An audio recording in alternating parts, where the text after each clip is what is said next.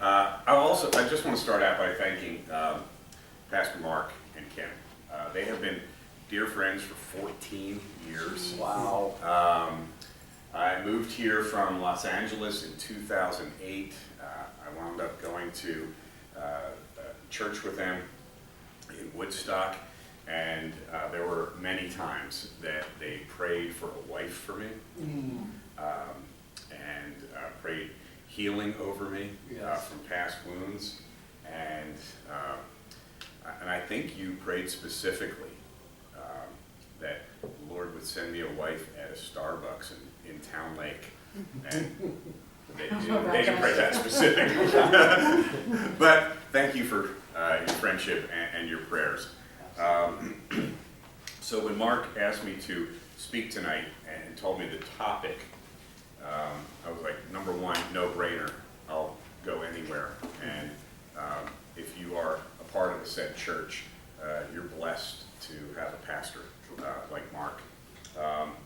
But when he told me the topic, it was a no-brainer, because for 36 years, I've been working full-time in many different jobs, as you mentioned, and I've loved every moment of it. So with a genuine heart, I can say I love what I do, which is kind of why we're here to talk about this. But a little bit about my story. I was born and raised outside Philadelphia, so I'm a suffering Eagles fan. So when I latched on to Clemson and they played good football, it was a nice break. Had great parents. I grew up in a culturally Jewish family outside of Philadelphia. They sent me to really good schools. Me in school was not a great mix. I went to college in Lancaster, Pennsylvania, partied with the Amish. We would tear the house down, they'd build it back up again. Say, you guys are good? Okay. And in college, this is where that relationship between me and school really blossomed. So when my grade point average met my blood alcohol level, that was when we came to, you got that picture? That was when we came to a mutual agreement that maybe me in college was not a good fit. Some would say I flunked out. I would like to say I was encouraged not to return. That's at least what I told my parents. A short time later, my mom, who was also an encourager, woke me up one morning and threw the classified section of a newspaper at me. For those too young to remember newspapers, in the back of the newspaper there would be what we call want ads, and they would be job wanted or job offered. So she threw that at me and encouraged me to get a job. I saw that a radio station in Pottstown, Pennsylvania, a 500-watt flame-throwing AM station, was looking for a salesperson. I figured that would be okay. And I got there, they had already filled that job. And as I'm walking out, true story, not making it up, general manager comes out, and if you ever saw WKRP in Cincinnati, No. It's exactly what you pictured. Oh my. And he goes, "Hey son, come here. Can you read?" That was his question. I said, "Well, I don't want to brag." The next day I was the afternoon newscaster. Wow. That was my interview. And I spent the next 34 years in broadcasting. And though the hours were very strange, I either worked early in the morning doing a morning show, or I worked overnights from 11 p.m. to 3 a.m. in Los Angeles, or 3 a.m. to 6 a.m. in LA, or 1 a.m. to 5 a.m., or 6 a.m. to 10 a.m., and had some amazing experiences. I got to do radio at the White House for a year and a half, at the end of Clinton, the beginning of George W. Got to do the morning show at Fox Sports Radio, a national syndicated show. Got to host a show called The Celebration of Life Through Sports on Sporting News Radio. that was on a couple hundred stations. Got to have this incredible experience for 9 years at Clemson, which I kind of fell into that. The most enjoyable time I ever had in radio, that was co-hosting a show with my wife, or I should say co-hosting for my wife, because she became the star of the show. 7.5 years on Victory 91.5. It was called The Rise and Stein Show, which was funny when we did it. Rise and Stein. See, that's my last name. That doesn't have any connection to college with Beer Stein? Or... No. Those days were over. Yeah. Those days ended 17 years ago, which I'll get into in a little bit. 5 years ago, I joined the staff at Revolution Church in Canton, and am now, as Pastor Mark said, campus pastor there. And when our lead pastor hired me, he sat me down and he said, "Look, I know you've really enjoyed what you've done your whole career. If there's anything else in the world that you would rather do, go do it." I said, "No, this is what I want to do." And he was right. There's nothing else I'd rather do. So again, I love what I get to do. There's nothing I'd rather do than serve my church. So how is 35 years of working and never having a bad day at work possible? I don't think it's because the jobs were cool. I don't think it was because I got to stand next to Dabo Sweeney when he called the final play when we beat Alabama to win the national championship game. Is that cool in and of itself? Yeah, it is.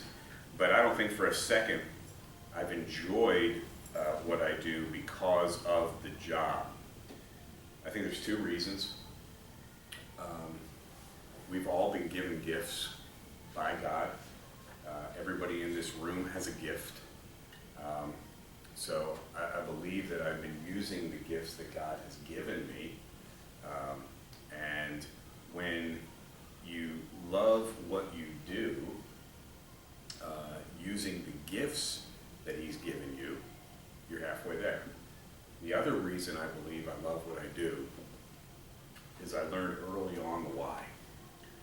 And that's a very big buzzword in the motivational circuit. Simon Sinek, if you've heard of him, he talks often of know the why, remember your why. Why are you doing this? Well, for me, and I believe this for everybody, the why has nothing to do with what. The why is the people. The why is professionally and personally, it's not about me. The why is not about the paycheck. The why is not about the championship ring. The why is the people that we can affect as members of a family, members of a community, members of a business organization, members of a neighborhood, and the opportunity that we could affect those people.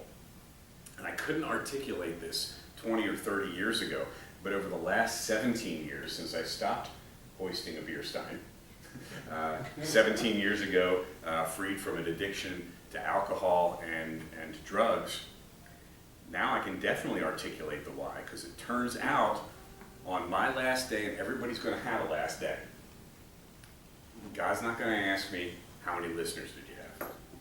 He's not going to ask how many radio stations syndicated you. He's going to ask what you do with the people I gave you. He's not going to say how many people went to Revolution on Easter. He's going to say what you do with the people I gave you. What you do with the wife I gave you. What you do with your neighbor that I put you next to. I have a friend, he operates a couple of Chick-fil-A's in South Carolina. He said on his last day, God's not going to ask him how many number ones did he sell. He's going to ask him what'd you do with the people I gave you? What'd you do with the customers? What'd you do with all of those high school students that I brought you to work at your Chick-fil-A's? Did you raise them up to be young men and young women? Same with Dabo Swinney. God's not going to ask him, how many national championships did you win at Clemson? He's going to say, what did you do with those young men I gave you?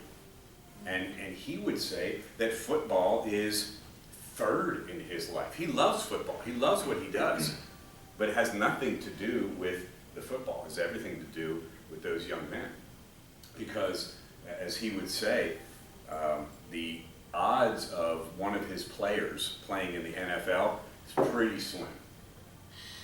But almost 100% of his players are going to be dads, and they're going to be husbands. And if he does not prepare them to be a dad or a husband, he has failed, no matter how many games he wins. So whatever you do, and this is the iffy part, because it's really easy for me to say, yeah, I really enjoyed what I do, and I'm using my gifts. If you haven't had an opportunity to find out what your gifts are, online there are plenty of places to just fill out spiritual gifts tests or personality tests. And if you hate math, you probably don't want to be an accountant. If you love people, you want to do something where maybe you interact with people. But it took me a while to figure out that whatever I do, it's not about me, it's about the people around me. Now, I didn't come prepared to preach, but I would like to share a Bible verse if that's okay. All right. You guys will love it because you have a daughter named Micah. So this is out of a book in the Old Testament. Micah is chapter 5, and this applies to everybody. And in Micah chapter 5, it says, we are to be in the midst of the people, like dew on the grass. We're to be in the midst of the people like dew on the grass. And what does dew do? what does dew do? Dew said doo-doo. Yeah, I did. That's everything wet. It brings refreshment. It brings refreshment to the grass. 50%, I learned this on one of our trips to Israel, 50% of the water in the desert of Israel is produced from dew. So imagine if you're a blade of grass in the middle of the desert in Israel. You know you're waking up in the morning, it's going to be hot. It's going to be desert hot. And you're thinking about how scorched it's going to be, but you're a blade of grass and you wake up and you are covered head to toe with this magnificent moisture, this magnificent dew, bringing refreshment. You know, when I think about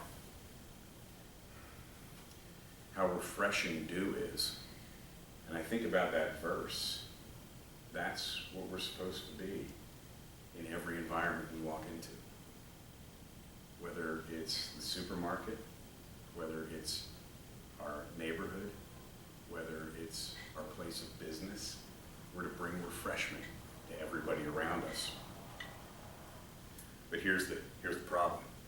You can be in the midst of the people and be affected by the environment around us, or you can be in the midst of the people and affect the environment.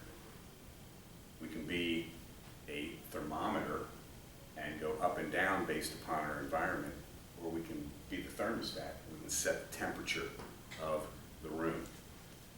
John Gordon and Damon West wrote a book called The Coffee Bean. Anybody familiar with The Coffee Bean? Okay, good. Okay, great. Then I can just make this up.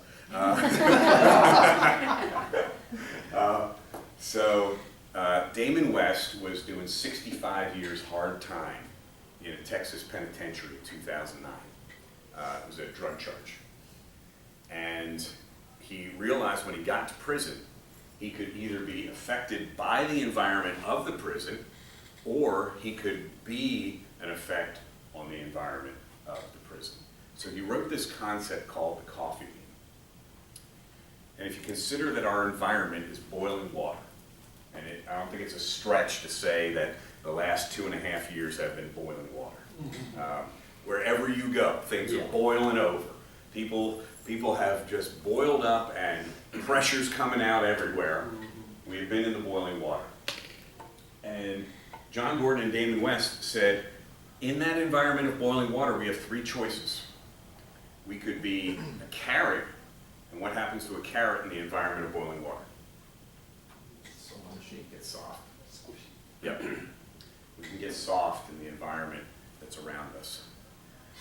We could be an egg in the environment of boiling water, and what happens to an egg in the environment of boiling water? It hardens. Our hearts harden to what is going on. And quite frankly, mine began to harden in 2020 because of all of the conflict that we were experiencing as a church, as a community. I had to get off of social media because it was just making me angry. I don't mind saying this as a pastor. I was scrolling and judging. I was never posting, but I became hardened by it. Or we could be a coffee bean. And what happens to a coffee bean in the environment of boiling water? It transforms the environment. It becomes something different that is transformative. So if we look at our vocations in that light, and you're looking at it as it's not about us, it's about the people around us, and can we transform that environment, then it's a lot easier to love what you do because it's not about what you do. Because nobody in this room is what you do. It's how we greet each other. You know, you're at a cocktail party, and somebody says, "Hey, what do you do?" Nobody says, "Tell me who you are." I've done 20 funerals in the last 3 years, and I've never heard anyone talk about what that person did for a living. Everybody talked about who that person is. Wouldn't it be great if that's how we greeted each other? And it wasn't about the label of what we do. So,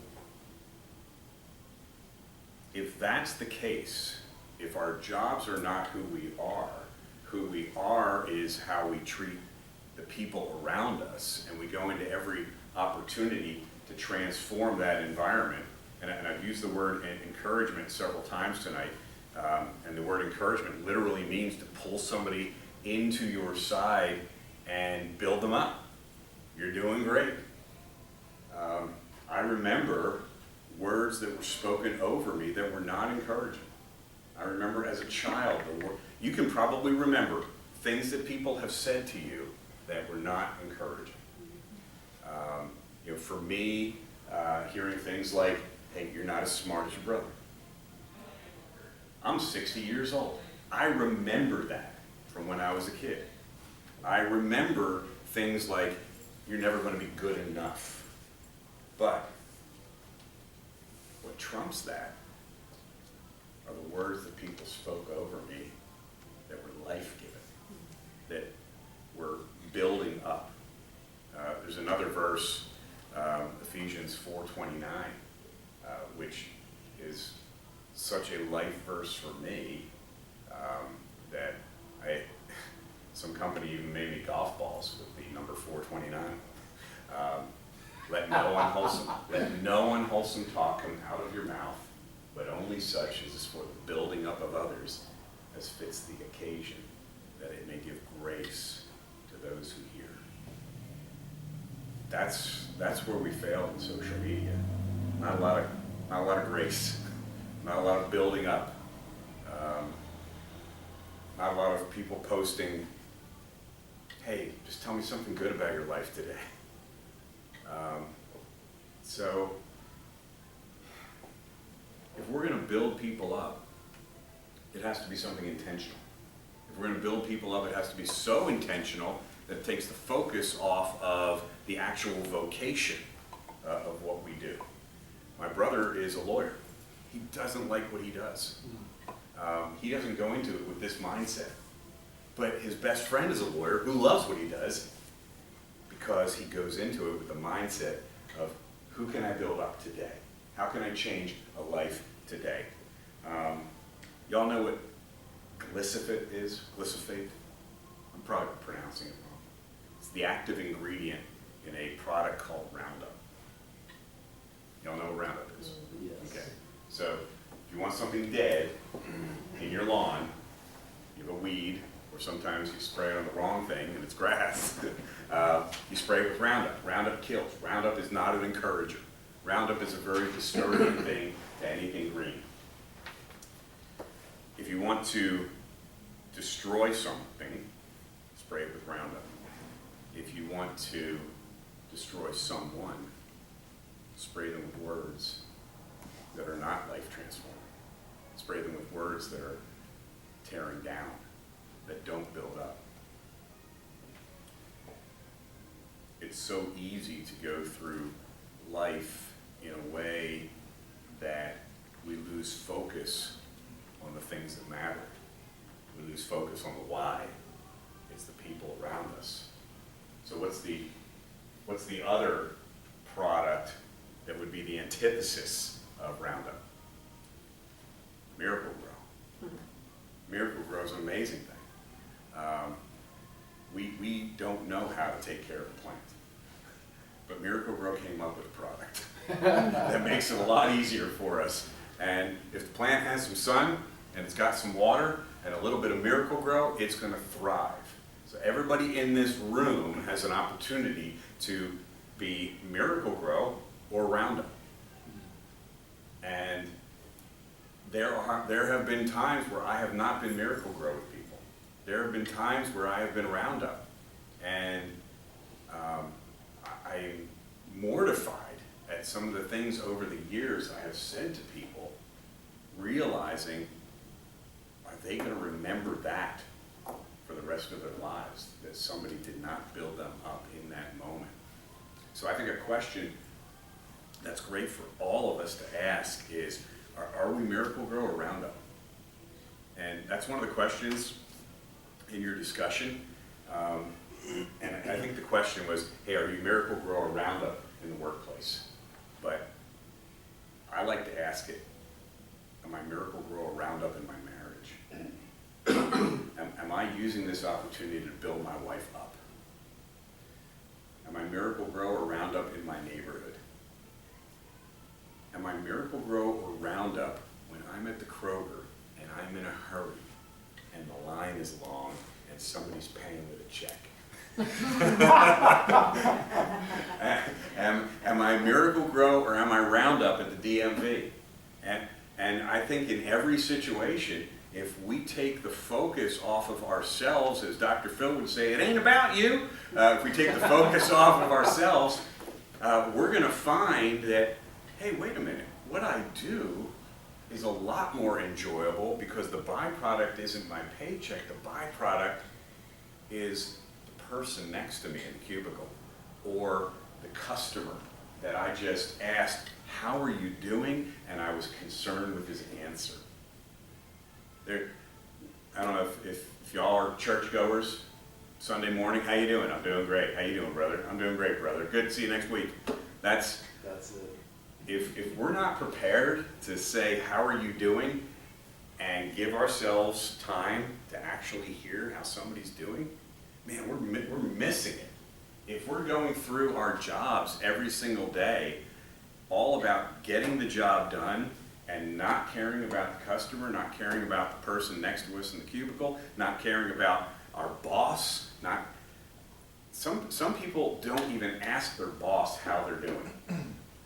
I started asking my bosses years ago, how are you doing?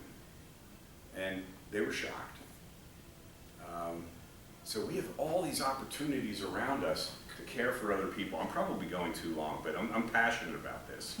And you're sitting there looking at me, so nobody got up for more macaroni and cheese.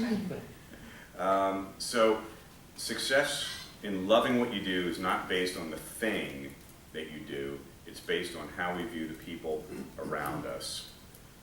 And if our mindset, and I'll wrap this up, if our mindset is, are we doing our job to serve other people, or is our job here to serve us? It shifts everything. It's not a panacea. It's not the magic pill that is going to all of a sudden allow us to love our jobs, but it does take the focus off of ourselves and puts it on someone else, and that's what we're created for. We're created for relationship.